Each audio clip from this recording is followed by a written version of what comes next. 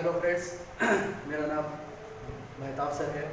आज बिल्कुल हम लोग जो है एक नए टॉपिक पर डिस्कस करेंगे जिसका नाम है डाटा इंटरप्रिटेशन। ये स्टैटिक्स का भाग है और ये बहुत महत्वपूर्ण है बीपीएससी मेंस के लिए। बीपीएससी मेंस में टोटल जो है डीआई से या स्टैटिक्स से 4 प्रश्न आते हैं, ठीक है। उसमें से अगर आप डीआई के चारों टाइप कर ले जाएंगे, चारों टाइप अच्छे से बना लेंगे आप, तो आपका 2 क्वेश्चन हो जाएगा। यानी टोटल 2 प्रश्न का जवाब देना है हमें पेपर 1 के सेक्शन 3 में। और डीआई से अगर चारों टाइप हम लोग कर लेंगे अच्छे से सॉल्व, तो 2 प्रश्न हम लोग अच्छे से कर ले जाएंगे। और मेंस में डीआई का बहुत बड़ा रोल है, बहुत महत्वपूर्ण रोल है। अगर आप डीआई को छोड़ देते हैं तो आपका इंटरव्यू कॉल नहीं होगा। अगर आपका इंटरव्यू कॉल हो भी जाता है तो भी आपका मेंस में अगर मान लीजिए नंबर रहता भी है तो भी आपका जो है फाइनल सिलेक्शन में बहुत मुश्किल होगी और फाइनल सिलेक्शन जो है आपका बहुत पुअर रहेगा और नहीं होगा। जब तक मेरा ऐसा अनुमान है कि आप अगर स्टैटिक्स से क्वेश्चन आप टच नहीं करेंगे, एक भी नहीं करेंगे, तो आपका अगर मान लीजिए इंटरव्यू में कॉल हो भी गया तो आपका फाइनल सिलेक्शन नहीं होगा। इसीलिए आप इसको बहुत अच्छे से तैयार करें मेंस में। और चूँकि तैयारी का मतलब होता है कि पूरा सिलेक्शन लेना, ना कि पीटी पर छोड़ देना, खाली मेंस लिख के छोड़ देना, ठीक है, ऐसा नहीं है। पूरा सिलेक्शन का एक बहुत बड़ा पार्ट है आपको सिलेक्शन दिलाने में, फाइनल सिलेक्शन दिलाने में। स्टैटिक्स का बहुत पार्ट है, बहुत बड़ा रोल है। तो स्टैटिक्स का एक पार्ट है डाटा इंटरप्रिटेशन यानी डीआई, ठीक है। डीआई को हम लोग बिल्कुल बहुत अच्छे तरीके से सॉल्व करेंगे और समझ जाएंगे और इतना अच्छे से सॉल्व करेंगे कि आपको कोई मुश्किल ही नहीं होगी। 2 क्वेश्चन आपको वहाँ एग्जामिनेशन हॉल में चेस करने में और आप अच्छे से कर जाएंगे 2 क्वेश्चन, ठीक है।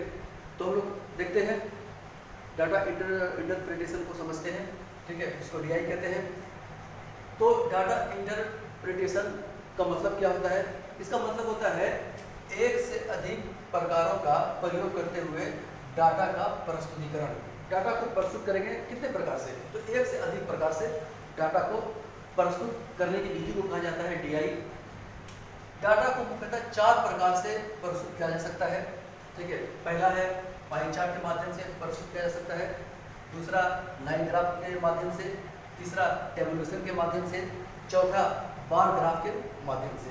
इतने सारे माध्यम हैं जिसके कारण हम लोग डाटा को प्रस्तुत करेंगे। तो बहुत आसान विधि से एक एक करके हम लोग समझते हैं और बहुत अच्छे तरीके से। पहला है पाई चार्ट, वहाँ ऐसा दिया रहेगा, ठीक है, और प्रश्न रहेगा यहाँ पे कि मनोरंजन पर कितना खर्च किया जाता है। टोटल दिया हुआ है भोजन पर 4/15, आवास पर 54 डिग्री, मनोरंजन पर नहीं, इसको निकालना ही है, अन्य पर 2/9, शिक्षा पर 19% और टोटल खर्च है 18,000, इस पर निकालना है। तो क्या कर सकते हैं? पहले भोजन पर है 18,000 का 4/15 तो 18 15 को घटाएंगे 1200 में कट जाएगा ये, 12 × 4 तो 4800। उसी प्रकार आवास पर 54 डिग्री है, 54 डिग्री को परसेंट कैसे बदलेंगे? तो ऐसे बदलेंगे 100% बराबर 360 डिग्री, तो 10% बराबर 36 डिग्री, तो 5% बराबर 18 डिग्री, ठीक है। लाना आपके पास 54 लाना है, तो 18 × 54 3 गुना कर दिए, 5% को 3 से गुना कर दिए तो 15%, ठीक है। तो 54 डिग्री बराबर 15%, तो हम लोग 15% है यहाँ पे, ठीक है। 54 डिग्री का 15%, तो 18,000 गुना 15/100 तो काट के हुआ 2700। अन्य है, अन्य 2/9 है, यानी 18,000 का 2/9, जिसको काट करके 9 दूना 18 कट जाता है तो पूरा करके आता है 4,000। फिर शिक्षा पर है 19%, तो 19% 19/100 और गुना 18,000, जिसको 2 0 काटती है दोनों गुना करके आ जाएगा 3420। अब है मनोरंजन पर कितना खर्च है, तो टोटल कितना है 18,000। इस पर मनोरंजन को छोड़कर कितना खर्च हुआ है? तो एक में वो 4800, 2700, 4,000 और 3400, इन दोनों को जोड़ करके इससे घटा दिए तो हो जाता है 380। यही हो गया आंसर। कितना आसान है। दूसरा है लाइन ग्राफ, देखते हैं। लाइन ग्राफ ऐसा दिया रहेगा, ठीक है। यहाँ राज्य ए लिखा रहेगा, यहाँ पर वर्ष लिखा हुआ रहेगा, ठीक है। यहाँ पर उत्पादन मेट्रिक टन में दिया रहेगा और पूछेगा कि 5 वर्षों में राज्य ए है कि कृषि उत्पादन का औसत उत्पादन कितना रहा, ठीक है। तो इसको देखिए घबराना नहीं है, बहुत आसान है। इसको देखिए बहुत आसान तरीके से हम लोग सोल्व करेंगे, ठीक है। सबसे पहले ऐसा रहे तो इसके लाइन में कितना है इसको लिख देंगे 20 में 20 लिख देंगे, ठीक है। यहाँ पर क्या है, इसकी सीट में 30 है तो 30 लिख देंगे, ठीक है। फिर ये नीचे है तो यहाँ तो 20 है तो 20 लिखेंगे। फिर ऊपर कहाँ मिल रहा है, यहाँ 40 है तो 40 लिख देंगे। फिर ये मिल रहा है 20 तो 20 लिख देंगे। लिख दिया आराम से। अब है इन 5 वर्षों में राज्य एक कृषि उत्पादन का औसत उत्पादन। औसत उत्पादन में जानते हैं कि कुल नंबरों का, कुल संख्याओं का योग, तो 20 प्लस 30 प्लस 20 प्लस 40 प्लस 20 बटे 1 2 3 4 5 5 लिख दिए। इसको जोड़ते हैं, 0 0 0 0 0 उतार दिए हैं। 4 2 6 6 2 8 8 और 3 11 11 2 13 13 बटे 5 5 दूना 10 5 6 30 कट गया। यही हो गया आंसर। कितना, तो 26 मेट्रिक टन उत्पादन हुआ है, औसत उत्पादन। कितना आसान था। तीसरा टाइप है वो है टेबुलेशन का। ठीक है, देखते हैं। आपको ऐसा दिया रहेगा टेबल, ठीक है, और प्रश्न दिया रहेगा यहाँ 21 वर्ष गणित में है उच्चतम अंक और उच्चतम औसत अंक का अंतर सर्वाधिक रहा। किस वर्ष सर्वाधिक रहा, तो वर्ष है 2011 12 13 14 15 16 17 किस वर्ष। तो अंतर कॉलम बना लेंगे, यहाँ पर बना लिया कॉलम, और इसको जो है टेबल में मिला देंगे ऐसा। 75 में 70 का अंतर होगा 5, 75 में 70 का इसका अंतर होगा 5, 75 में 70 का इसका अंतर होगा 5, 85 में 70 हो गया अंतर हो गया 15, 80 में 70 घटाएंगे तो आ जाएगा 10, और 85 में 70 घटाएंगे तो हो जाएगा 15।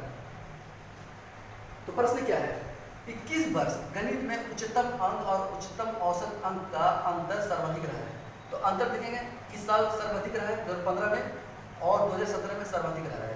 तो लिखेंगे आंसर 2015 और 2017 में सर्वाधिक रहा है, सर्वाधिक रहा है।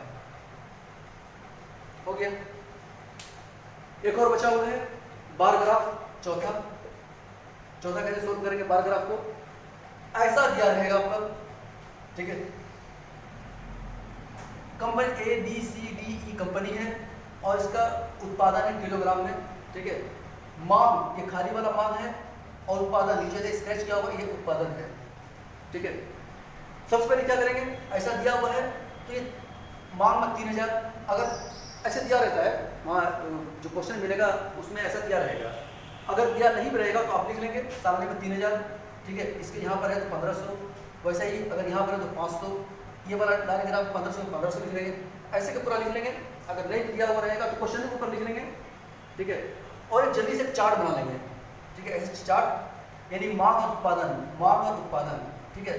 तो ABCDE 5 कंपनी को ऊपर लिख लेंगे, ठीक है, और मांग के सामने लिख लेंगे सिर्फ मांग वाला, मांग कैसा खाली वाला, तो मांग है 3, यहाँ पर 3000, ठीक है।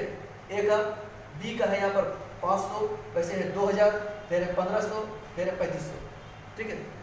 अब है उत्पादन यहाँ लिख लिए, उत्पादन देखेंगे ऐसा स्केच का वजह है, इसके पहले 1500, उसके बाद है फिर 1500, उसके बाद है 1000, उसके बाद है 3000, उसके बाद है 2500, जोड़ लिए। अब है पूछा है प्रश्न कि औसत मांग और औसत उत्पादन का अंतर क्या है। तो औसत मांग इसको सबको जोड़ देंगे, ठीक है, और किस संख्या से भाग लगा देंगे, 1 2 3 4 5 तो 5 से भाग लगा दिए, तो कितना हुआ 2100।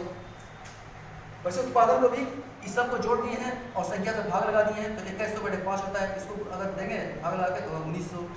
तो पूछा है कि अंतर क्या है, तो अंतर बराबर 2100 माइनस 1900 कितना हो जाएगा 200। पूछा है क्या मिलियन किलोग्राम में, तो लिख देंगे मिलियन किलोग्राम, बस यही हो गया आंसर। ये था 4 टाइप स्टैटिक्स के, हमने बहुत आसान तरीके से बताने की कोशिश किया है। आई होप कि आप लोगों को समझ में आई होगी। लेकिन एग्जामिनेशन हॉल में मेरी बात हमेशा ध्यान रखिएगा कि आपको कम से कम 2 तो करना ही है। अगर 2 नहीं हो रहा है, समय नहीं बच रहा है, तो कम से कम एक स्टैटिक्स को बनाना ही है, तभी आपका सिलेक्शन होगा, ठीक है। तो मेरा वीडियो अगर अच्छा लगे तो हमारे वीडियो को लाइक करें, हमारे चैनल को सब्सक्राइब करें। धन्यवाद, थैंक्स।